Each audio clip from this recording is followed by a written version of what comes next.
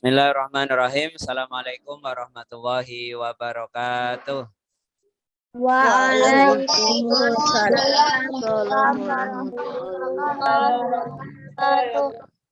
Bismillahirrahmanirrahim. Alhamdulillahirrabbilalamin. Pada kesempatan pagi hari ini kita bisa melanjutkan materi literasi. Seperti biasa Ustadz pengen membacakan sebuah kitab yaitu Akhlak lil Banin. Sekarang perhatikan. Yajibu alal walidi, wajib atas seorang anak. Nih lihat, wajib atas seorang anak ayyura'iyal adaba fil manzili, untuk mengetahui adab-adab di rumahnya. Jadi kewajiban kamu harus tahu apa yang Allah atur, apa yang Rasulullah atur di rumah. Kenapa? Karena Allah zat yang paling sayang kepada kita. Rasulullah makhluk yang paling menyayangi kita. Kalau yang paling menyayangi kita mengatur kita, pasti untuk kebaikan kita. Makanya wajib atas kita mengetahui aturan-aturan Allah, aturan-aturan Rasulullah di rumah. Apa aturan-aturan Allah? Apa aturan-aturan Rasulullah ketika di rumah? Bi an yahtarama walidayhi. Wajib atas kalian menghormati walidayhi, kedua orang tua kalian. Kita hormati orang tua kita, ucapannya kita dengarkan. Jangan sampai ucapan kita lebih keras atau suara kita lebih keras daripada orang tua. Jangan sampai pandangan kita berpaling ketika berbicara dengan orang tua. Ya, bi an yahtarama walidayhi. Wajib atas kita menghormati orang tua kita. Cara menghormatinya gimana? Kemarin kita sudah belajar mendengarkan apa yang disampaikan, mendengarkan nasihatnya, mewujudkan impian dan harapannya. Kalau orang tua kita pengen kita pinter, maka kita harus belajar untuk membahagiakan mereka.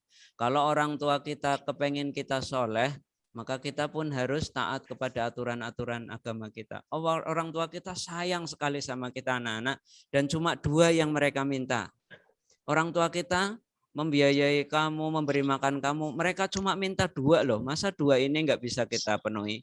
Yang pertama ingin kamu cerdas, yang kedua ingin kamu soleh. Pengen di pelajaran kamu pinter, pengen di rumah kamu amalan-amalan ibadah, amalan-amalan agama kamu kerjakan. Cuma dua ini. Itu cara menghormati kedua orang tua. Wa ikhwanuhu wa akhwatihi.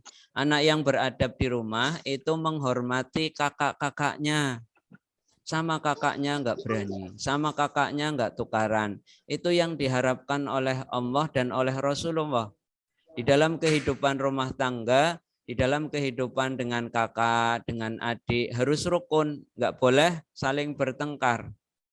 Ini ya, itu yang Rasulullah, yang Allah harapkan untuk kehidupan di rumah.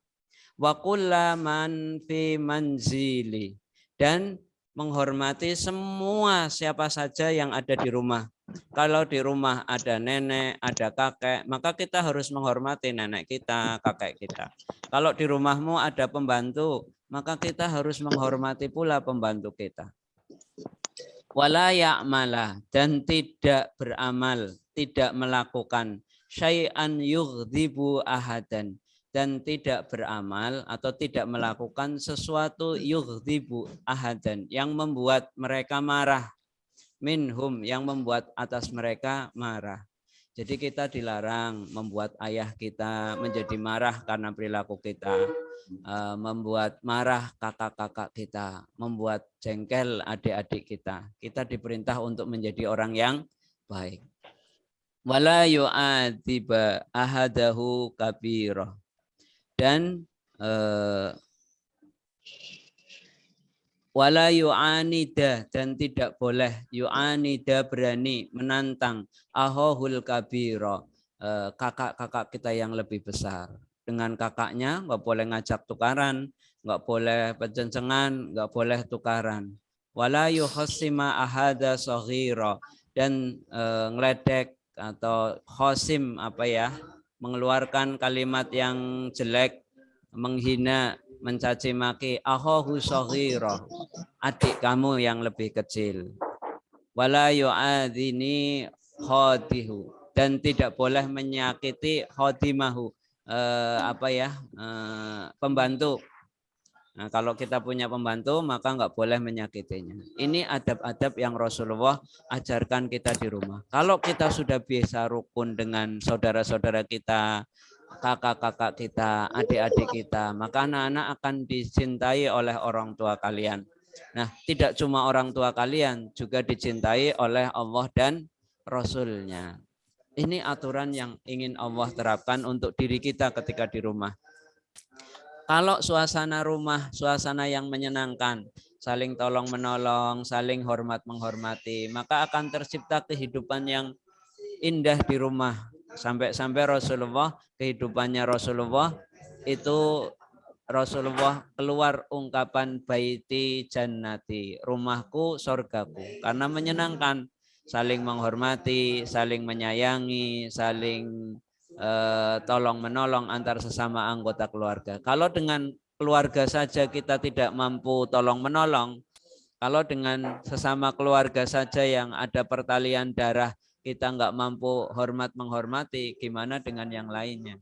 Maka anak, yuk kita berlatih di rumah kita jadikan rumah yang indah, rumah yang penuh kerukunan, rumah yang saling tolong menolong, khususnya tolong menolong dalam ketaatan kepada Allah Subhanahu wa Ta'ala. Bisa ya anak-anak ya?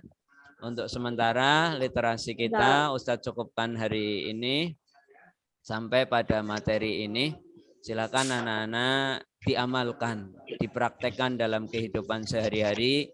Insya Allah akan membawa kemuliaan dan keberkahan pada diri kita.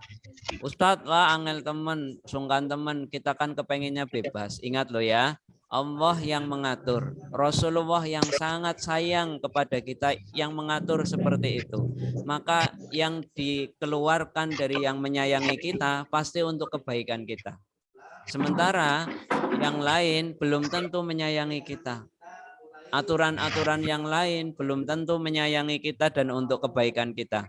Tapi kalau aturannya Allah, aturannya Rasulullah, tidak ada tendensi apa-apa kecuali untuk kebaikan kita.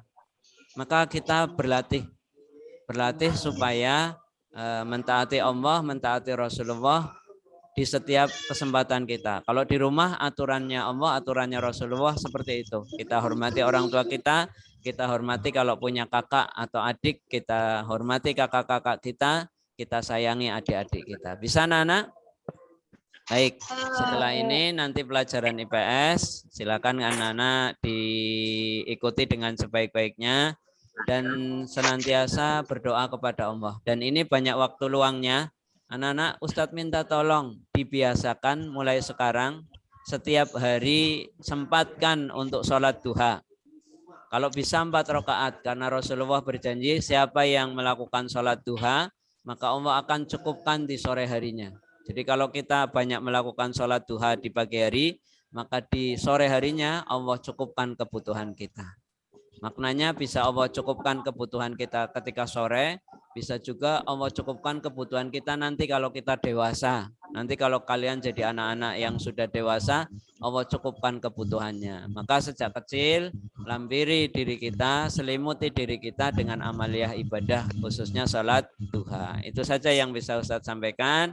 Terima kasih anak-anak. Yuk kita tutup dengan doa penutup majelis.